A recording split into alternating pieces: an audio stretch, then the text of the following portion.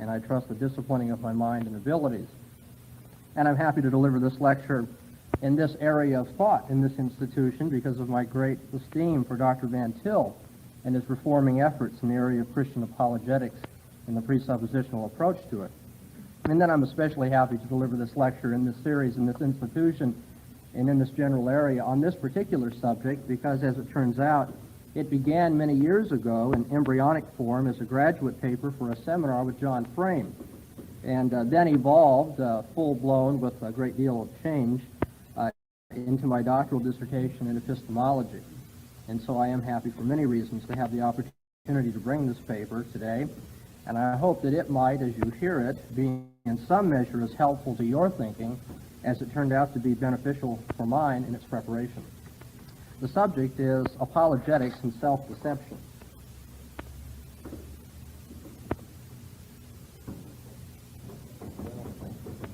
There will be an outline available.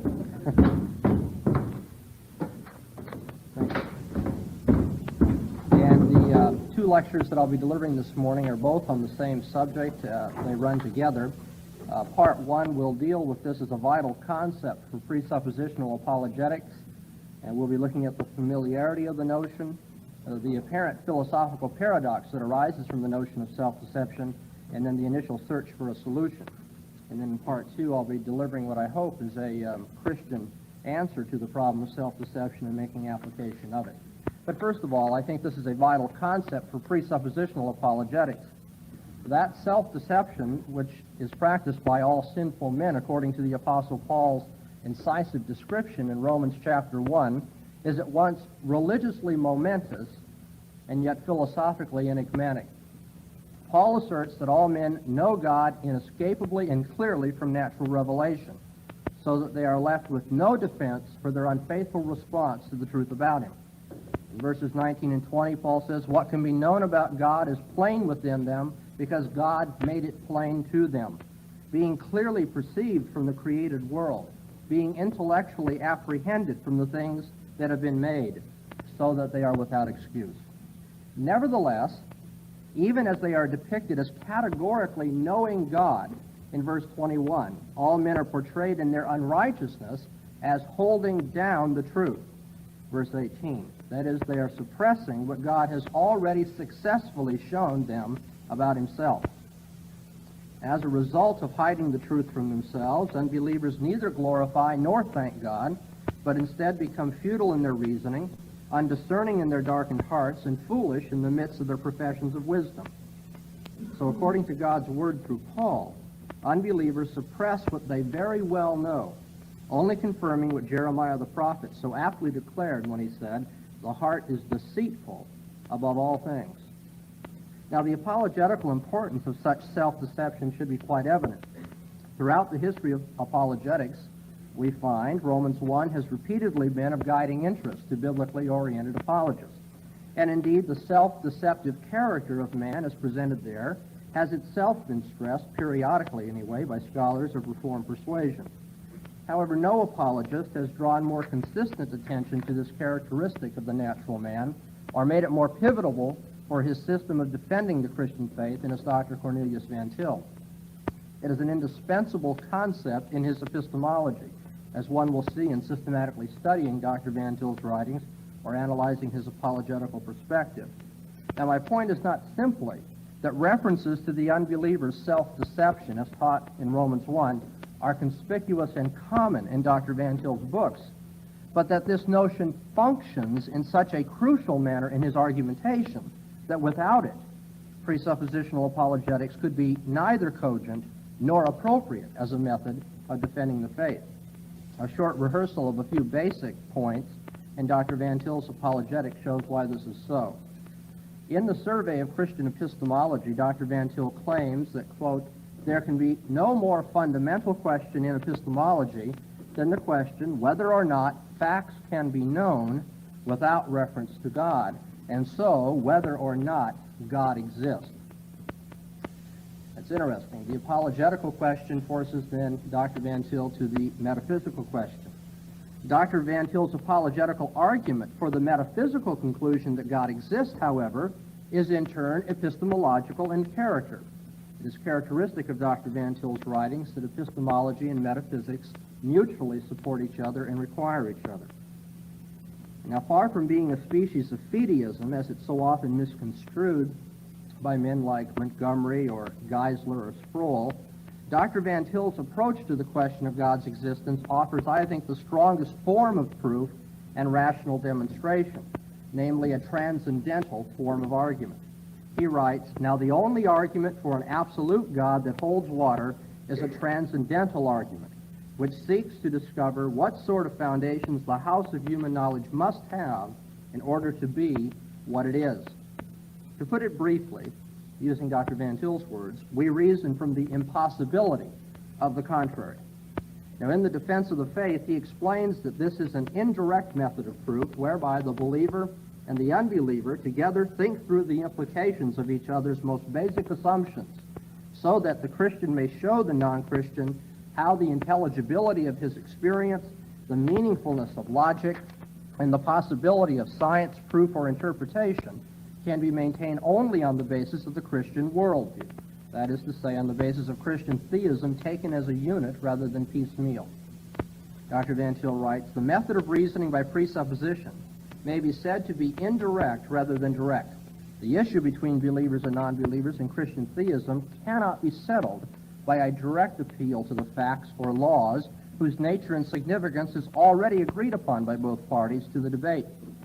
The question is rather as to what is the final reference point required to make the facts and laws intelligible. The Christian apologist must place himself upon the position of his opponent, assuming the correctness of his method merely for argument's sake, in order to show him that on such a position the facts are not facts and the laws are not laws. He must also ask the non-Christian to place himself upon the Christian position for argument's sake, in order that he may be shown that only upon such a basis do facts and laws appear intelligible. The method of presupposition requires the presentation of Christian theism as a unit." So, taking Christian theism as the presupposition which alone makes the acquisition of knowledge in any field intelligible, the apologist must do a critical analysis of the unbeliever's epistemological method with the purpose of showing that its most consistent application, says Dr. Van Til, not merely leads away from Christian theism, but in leading away from Christian theism leads to the destruction of reason and science as well. Now, this point, which Van Til drives home, I think, persistently throughout his large corpus of publications, is expressed with these words in A Christian Theory of Knowledge. Christianity can be shown to be not just as good as, or even better than, the non-Christian position, but the only position that does not make nonsense of human experience. Because the unbeliever's commitment to random eventuation in history, or if you will, a metaphysic of chance, because of that, the unbeliever system renders proof impossible, predication unintelligible, and a rational-irrational dialectic unavoidable. Dr. Van Til claims repeatedly in his writings that the truth of Christianity, then, is epistemologically indispensable. And in this sense, we reason from the impossibility of the contrary. Dr. Van Til says the argument for the existence of God and for the truth of Christianity is objectively valid. The argument is absolutely sound. Christianity is the only reasonable position to hold. It is not merely as reasonable as other positions or a bit more reasonable than other positions. It alone is the natural and reasonable position for men to take. Christianity is proved as being the very foundation of the idea of proof itself. Well, now, admittedly, those are rather strong claims, and I think they do constitute the most rigorous apologetical program of intellectual defense being advanced in our time. And I trust even non-presuppositionalists will grant that. They may not think that the program can be fulfilled or successfully followed, but it certainly makes the boldest claims of any of those who are writing in the field today. It is, moreover, just in the all-or-nothing epistemological boldness of transcendental presuppositionalism that Dr. Van Til finds the distinctiveness of Reformed apologetics, what he calls the basic difference between it and other types of defense. He writes in The Defense of the Faith, "The Romanist evangelical type of apologetics assumes that man can first know much about himself in the universe and afterward ask whether God exists, and Christianity is true. The Reformed apologist assumes that nothing can be known by man about himself or the universe unless God exists, and Christianity is true. Ironically, those who are uneasy with the presuppositional approach include not only those who think that it, being fideistic, does not prove enough, but also those who, hearing the claims that we've just cited, say that it proves far too much. The charge is made, you see, that presuppositionalism implies that unbelievers can know nothing at all and can make no contribution to science and scholarship, since belief in God is epistemologically indispensable, according to the presuppositionalists. And it's right here, right at this crucial point in the argument, that the notion of self-deception by the unbeliever enters the picture. Dr. Van Til has always taught that the absolute contrast between the Christian and the non-Christian in the field of knowledge is said to be that of principle. He draws the distinction between the regenerated consciousness, which in principle sees the truth, and the unregenerate consciousness, which by its principle cannot see the truth. If unbelievers were totally true to their espoused assumptions, then knowledge would indeed be impossible for them, since they deny God. However, the Christian can challenge the non-Christian approach to interpreting human experience only if he shows the non-Christian that even in his virtual negation of God, he is still really presupposing God. Or so Dr. Van Til says. He puts the point succinctly. Anti-theism presupposes theism. The intellectual achievements of the unbeliever, as explained in the Defense of the Faith, are possible only because he is, quote, borrowing without recognizing it the Christian ideas of creation and providence. And so you see the non-Christian makes positive contributions to science in spite of his principles because he is inconsistent. And so Dr. Van Til replies directly to the charge that we're now considering with these words. The first objection that suggests itself may be expressed in the rhetorical question, do you mean to assert that non-Christians do not discover truth by the methods they employ? The reply is that we mean nothing so absurd as that. The implication of the method here advocated is simply that non-Christians are never able, and therefore never do employ their own methods consistently. The best and only possible proof for the existence of such a God is that his existence is required for the uniformity of nature and for the coherence of all things in the world. Thus, there is absolutely certain proof for the existence of God and the truth of Christian theism. Even non-Christians presuppose its truth while they verbally reject it. They need to presuppose the truth of Christian theism in order to account for their own accomplishments.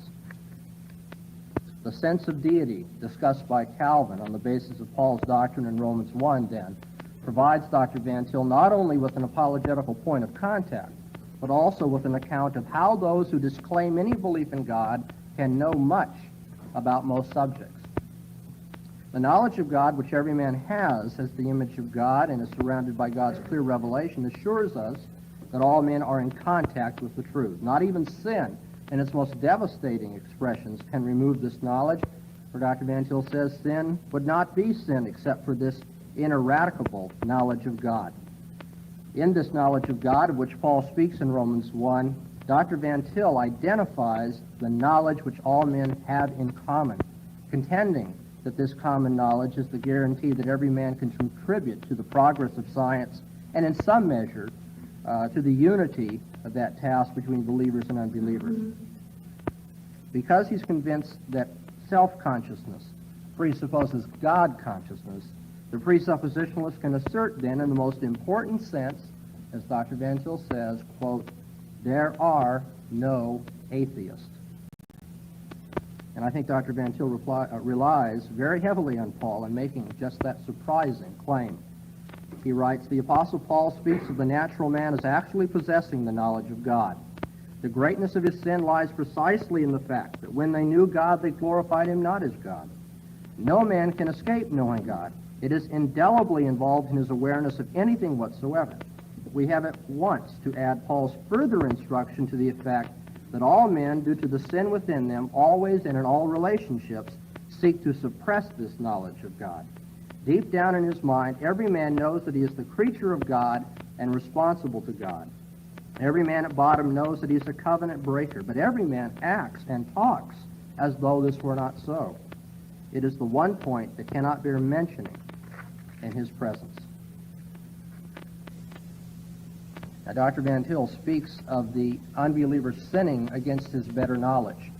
And just because knowledge is a category of belief, namely knowledge being justified true belief, and because it can reduce unnecessary philosophical complications throughout the rest of this lecture, we could as well speak of the unbeliever's suppressed belief in God as we could speak of his suppressed knowledge of God. In fact, Dr. Van Til makes his point in just that way also in his writings.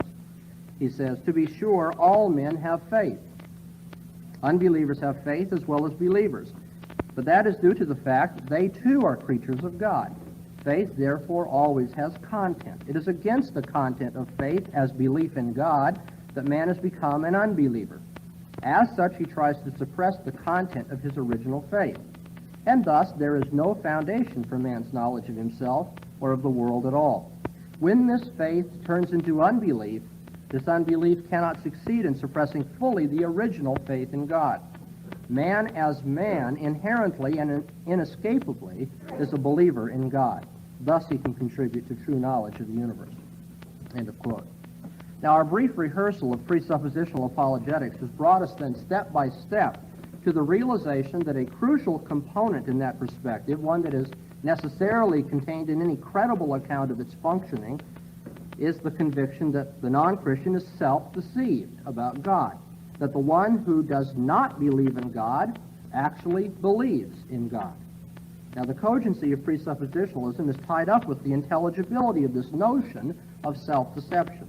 If we do not find our point of contact with the unbeliever in his suppressed knowledge of God and reason with him in such a way as to distinguish carefully, Dr. Van Til says, between the natural man's own conception of himself and the biblical conception of him, that is, if we do not proceed on the firm premise that the unbeliever is engaged in self-deception of the most significant religious kind, then according to Dr. Van Til, we, quote, cannot challenge his most basic epistemological assumption that his reasoning can indeed be autonomous, and immediately, Dr. Van Til says, on this, everything hangs.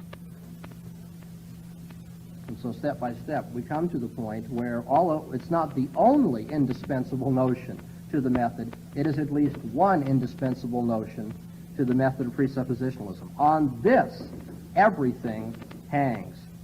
If there should be something suspect or unacceptable about the notion of self-deception here, then the entire presuppositional system of thought is suspect and unacceptable as well. Its key argumentative thrust relies completely on the truth of the claim that unbelievers are suppressing what they believe about God the Creator. And that is why earlier I stated that self-deception, as depicted in Romans 1, is religiously momentous, and also why I said that the unbeliever's self-deception is a pivotal notion for the presuppositional method of defending the faith. However, it was also stated at the outset of our lecture that this notion of self-deception, as it's found in Romans 1, is philosophically enigmatic. It is more than just a bit odd, isn't it, to say that someone believes what he does not believe. Indeed, it sounds downright self-contradictory. And at just the crucial point, where the presuppositionalist must make reference to clear and compelling considerations in order to give a justifying and credible account of the very heart of his apologetical method, he seems to be taking an unsure step into philosophical perplexity. Indeed, it hardly seems to the critics of presuppositionalism that its account of itself explains the unclear in terms of the clear. It appears rather to move from the unclear to the even more unclear. For now, the obvious question, if not challenge, is going to be, what could it mean for an unbeliever to simultaneously be a believer? Is the notion of self-deception at all cogent? Now, the quite enigmatic character of his conception of the unbeliever as self-deceived is made very plain in Dr. Van Til's writings, where he admits that the problem of the unbeliever's knowledge has always been a difficult point, often the one great source of confusion on the question of faith in its relation to reason.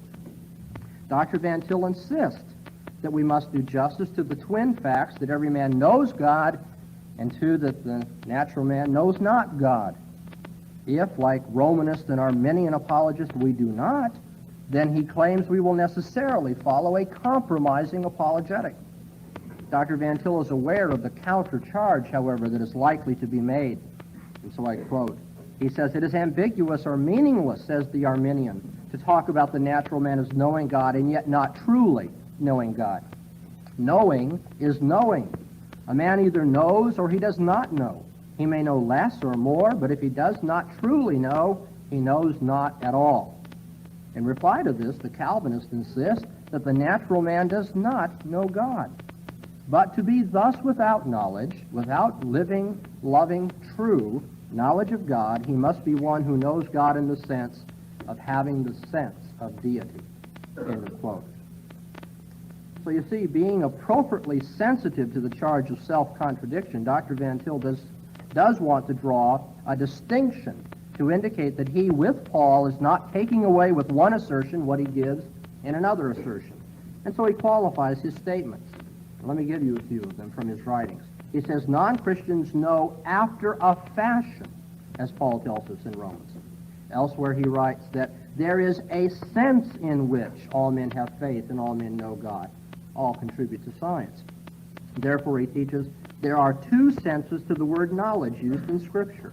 Now, the common way in which Dr. Van Til denominates these two senses and the difference between them is by saying that unbelievers know God, but not according to the truth, or they do not truly know him, or they do not have true knowledge. Now, the situation is construed in the following way. Unbelievers presuppose and hence mentally believe the truth of God and Christianity while they verbally reject it. The non-Christian acts and talks as though this were not so, for he cannot bear the mentioning of his knowledge of God. Why not? Van Til says all sinners have an axe to grind. They do not want to keep God in remembrance. They keep under the knowledge of God that is within them.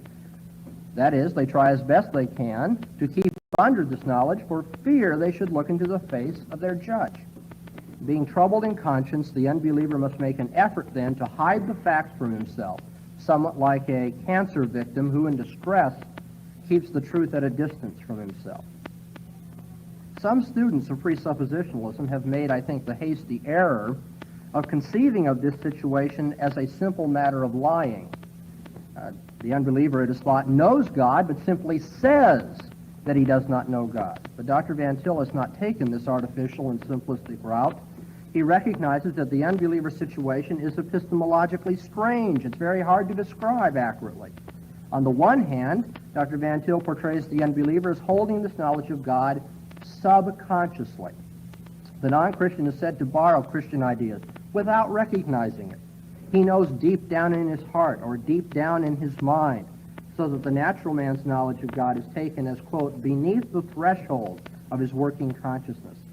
And yet, on the other hand, Dr. Van Til wants to contend unequivocally for the sinful guilt of men who suppress the knowledge of God. Thus, they are also portrayed by him as somehow conscious of what they are doing.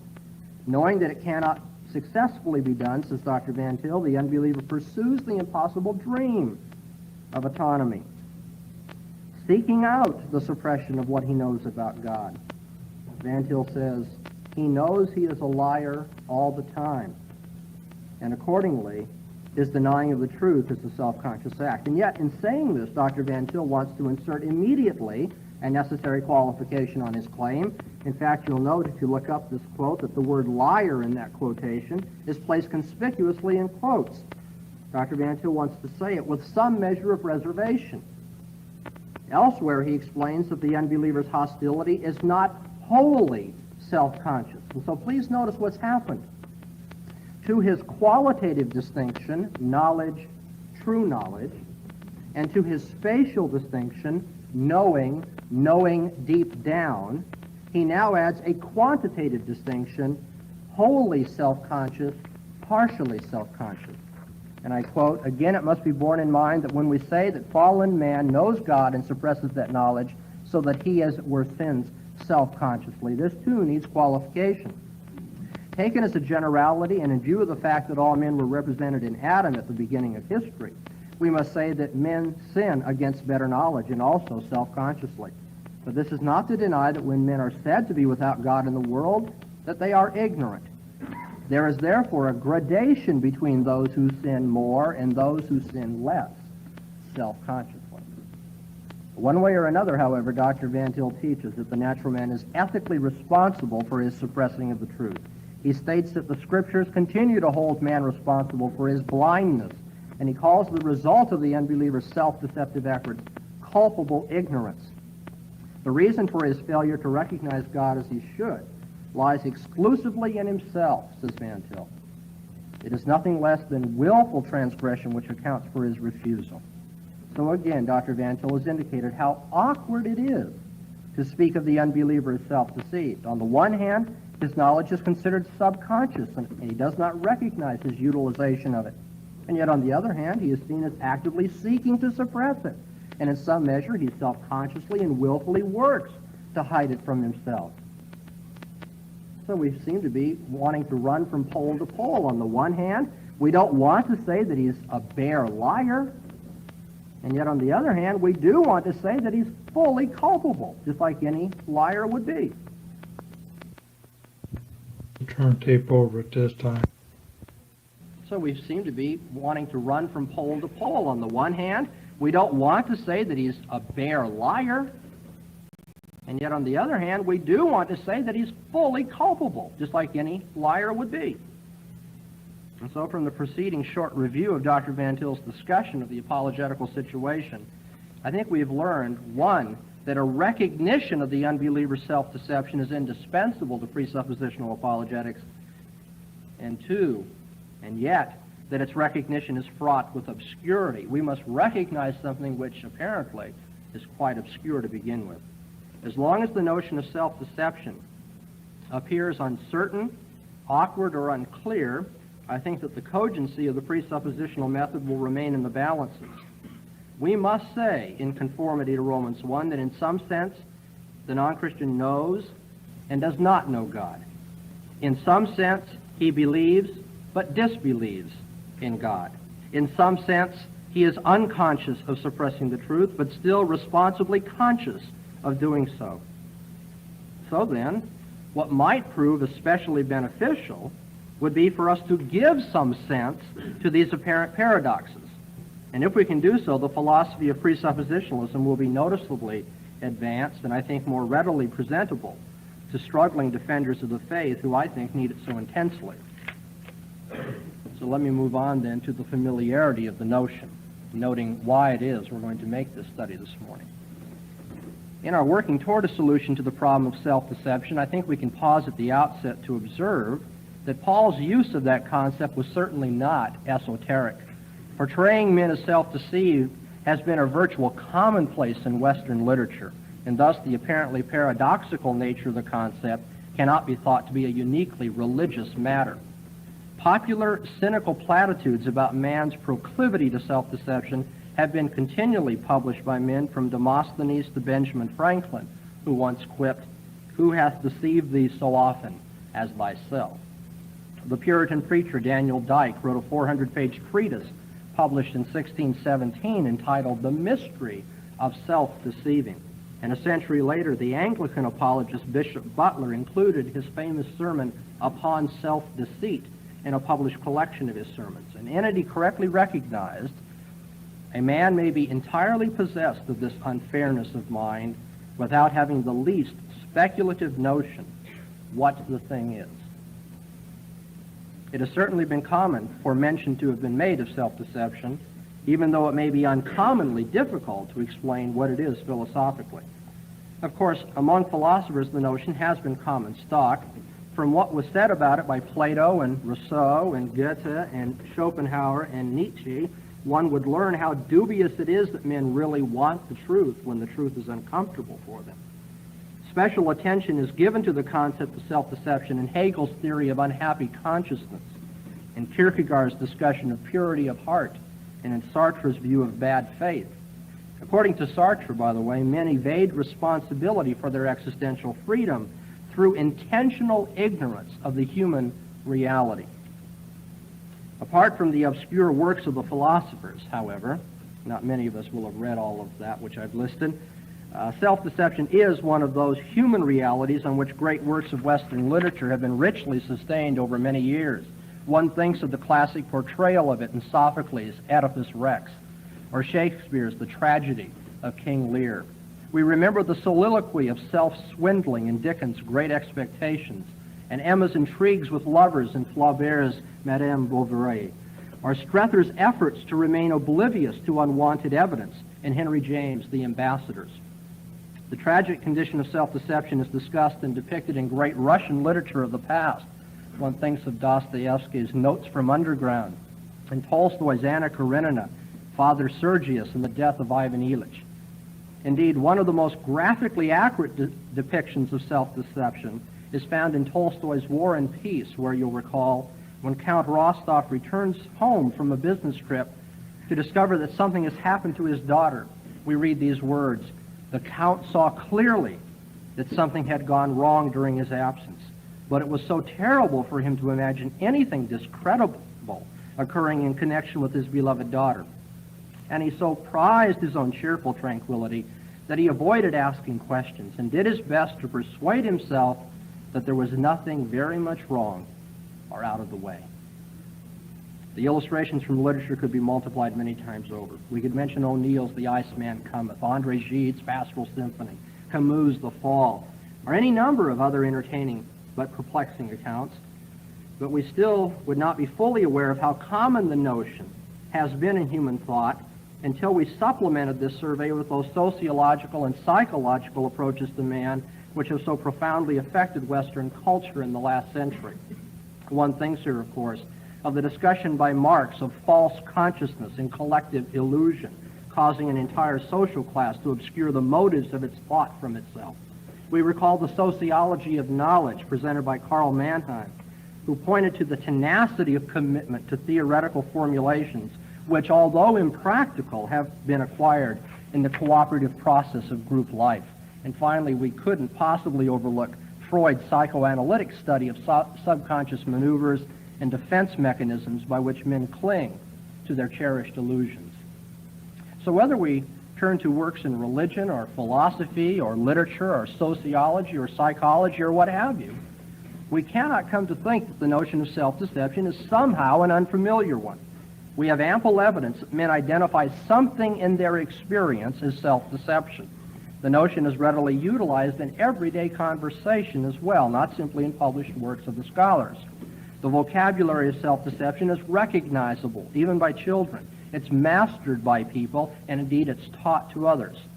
And so when the son of Mrs. Jones has been caught red-handed stealing money, lunch money, out of the student's desk at school, and when Mrs. Jones continues to protest her son's innocence, despite this being the third time such an incident has taken place, despite her discomfort and red face when the subject of dishonesty comes up in casual conversations, despite the fact that she does not trust her son around her purse any longer, and when she continues to protest his innocence with strained explanations like, "The school officials have a vendetta against little Johnny. They were framing him," nobody finds it awkward to say, the poor lady is deceiving herself. You see, self-deception is simply part of our common experience, and familiarity with it breeds acceptance of it as a genuine reality of life. But there is an apparent philosophical paradox that we have to deal with nonetheless. Our ready acceptance of the reality of self-deception has been challenged over the last 20 years by the philosophical interest taken in conceptual questions about self-deception, which have arisen in the theory of knowledge and the philosophy of mind. The analytical epistemological approach to the subject was somewhat anticipated in Bertrand Russell's critique of Freud and the analysis of mind, and in Gilbert Ryle's criticism of mind-body dualism and the concept of mind. Russell spoke of desire-motivated beliefs, that is, of wishful thinking, and Ryle pointed out that the practice of self-deception challenges the common assumption of dualism, that man has some direct introspective knowledge of the workings of his own mind, a knowledge free from illusion and doubt. However, while it was anticipated by Russell and Ryle, the critical, intense, and thorough philosophical scrutiny of the notion of self-deception was inaugurated by Raphael Demos, in 1960 in a pioneering article published in the Journal of Philosophy entitled Lying to Oneself. A long series of reactions and counter-proposals have developed in the philosophical journal since that time.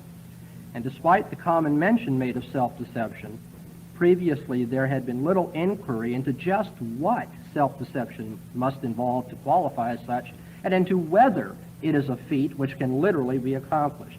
Analyses of the notion always seem headed for some form of paradox. You see, the natural thing to do is to model self-deception on the well-known activity of other deception. Now, throughout the lecture, I'm going to be using these two expressions, and so let's get used to them.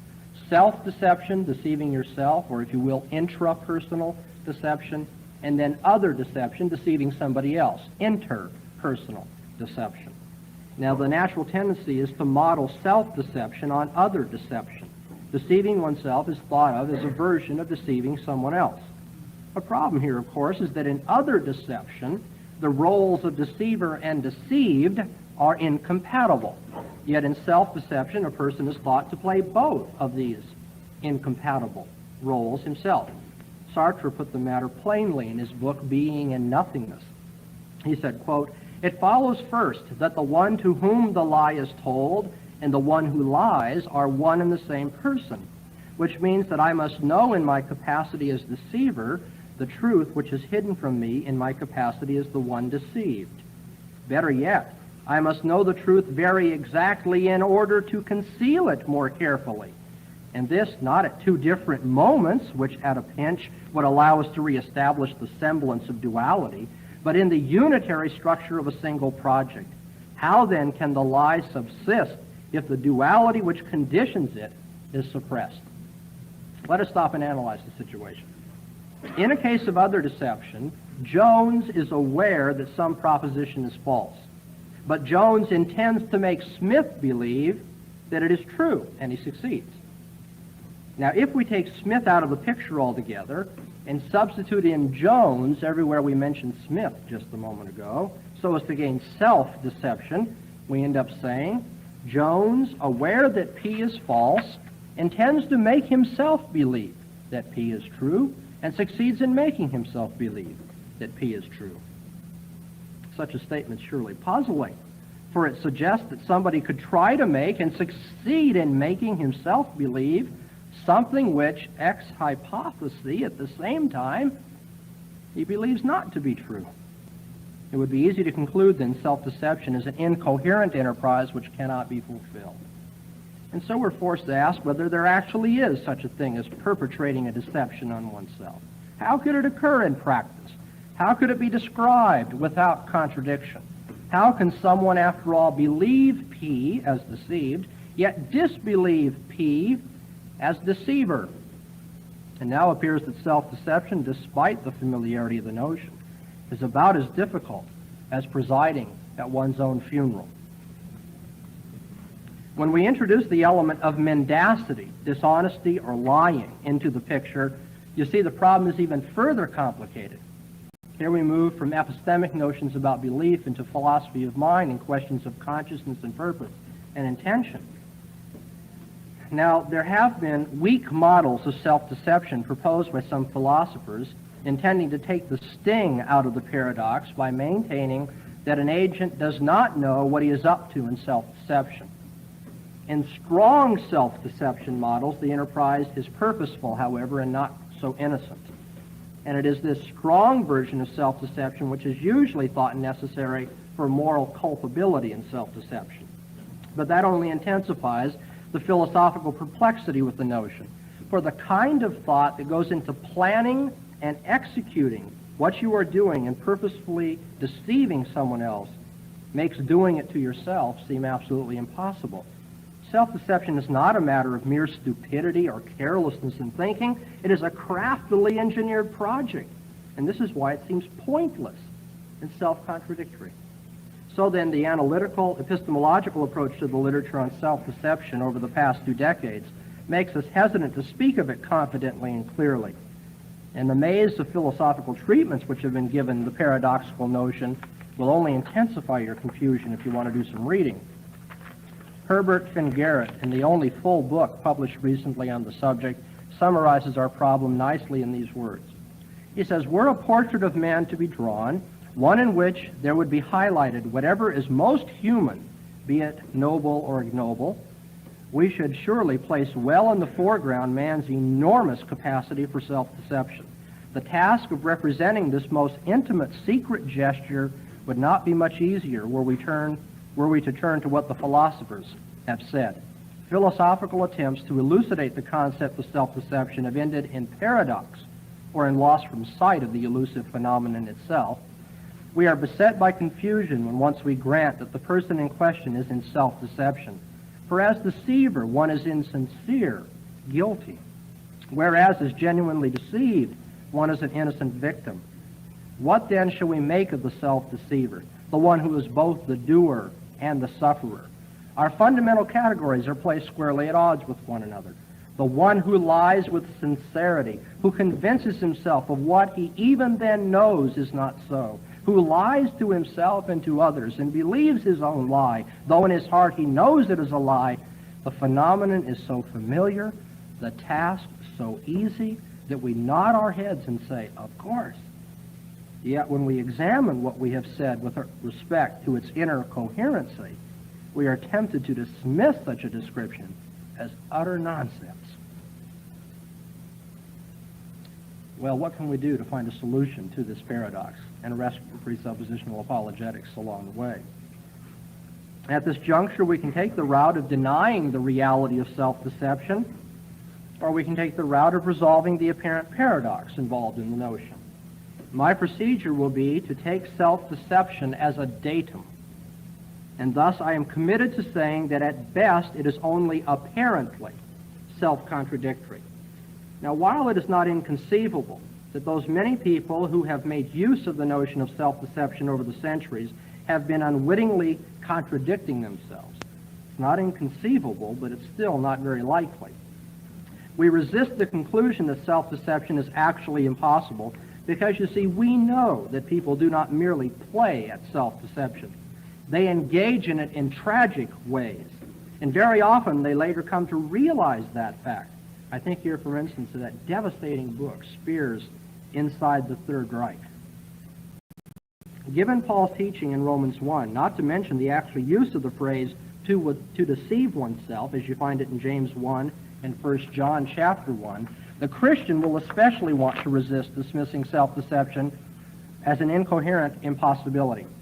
Most people, then, will be surer that self-deception occurs than they would be of any explanation which renders it only apparent.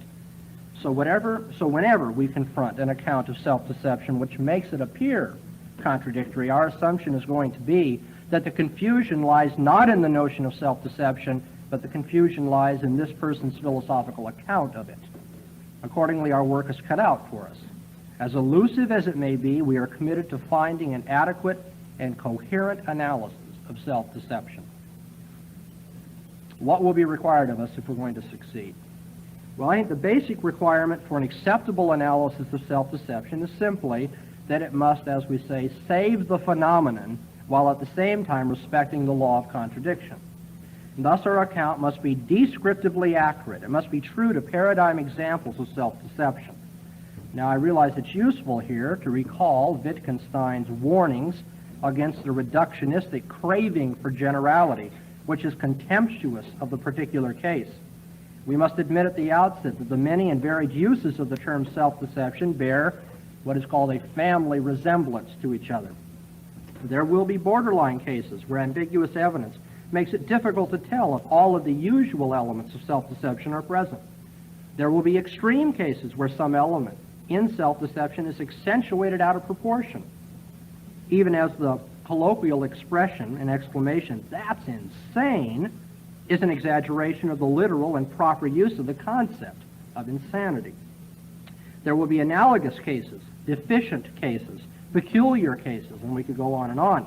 Nevertheless, there are typical and what I call paradigmatic cases from which we learn the words self-deception and how to apply them further to diverse cases. And our use of this vocabulary, I don't think, is so ad hoc as to preclude the possibility of our picking out genuine cases of self-deception.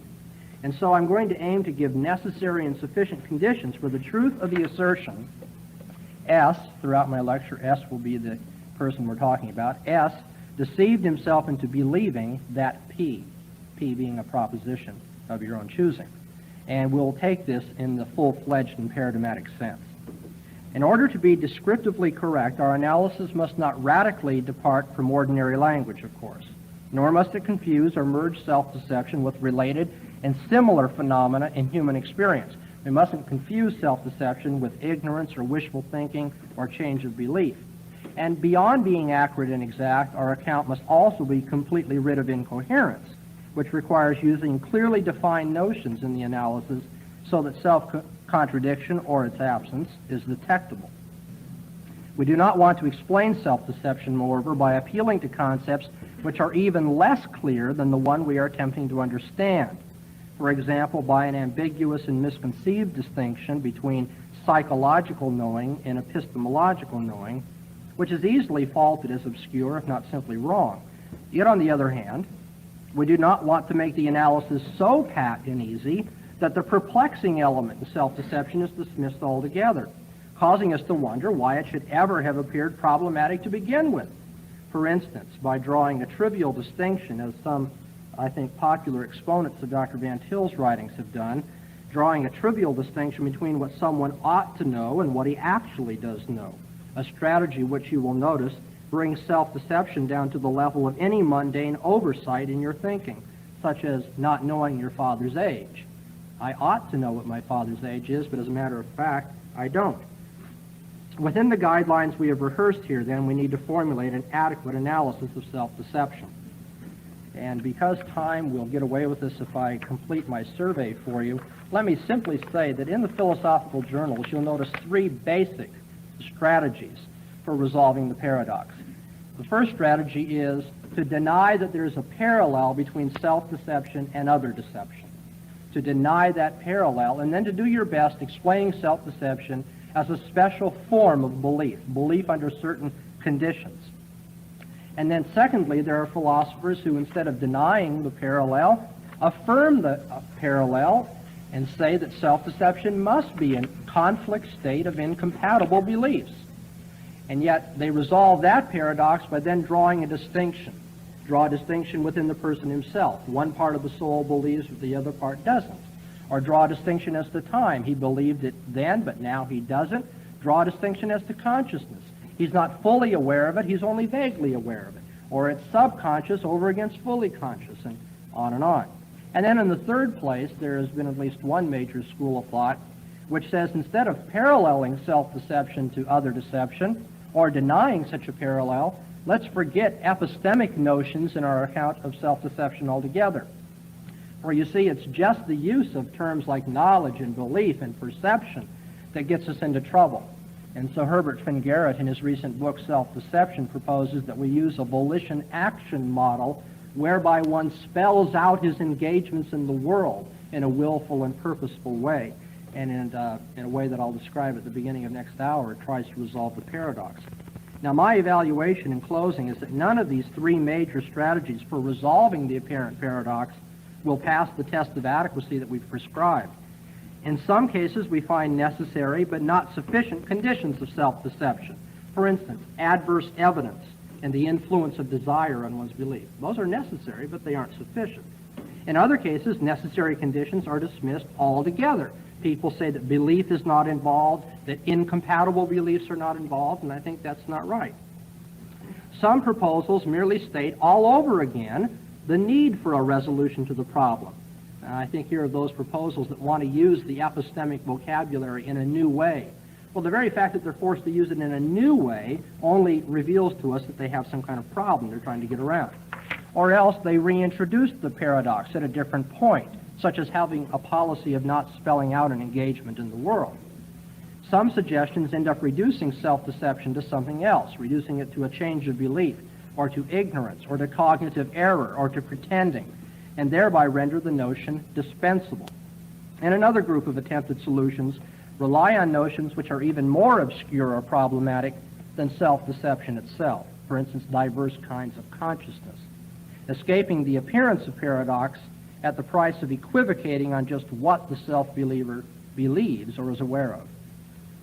Other analyses confuse or merge self-deception with one of many related states, with wishful thinking or delusion, or simple trust, or vacillation of opinion, or obstinance, or motivated belief. Now, virtually all of the authors who have written on the subject have contributed some helpful insights into the difficult issue of self-deception, and I will draw from many of them in my own proposed resolution to the apparent paradox. However, I'm not convinced that these writers have been fully true to the phenomenon or have escaped the paradox. And therefore, because the concept of self-deception is vital to presuppositional apologetics, and despite the obscurity and problems surrounding a philosophical understanding of it, we must make a renewed effort to analyze the notion adequately and resolve its apparent paradox. Being confident that our labor is not in vain in the Lord, we can turn to the task of constructing just such an analysis in the second part of this paper.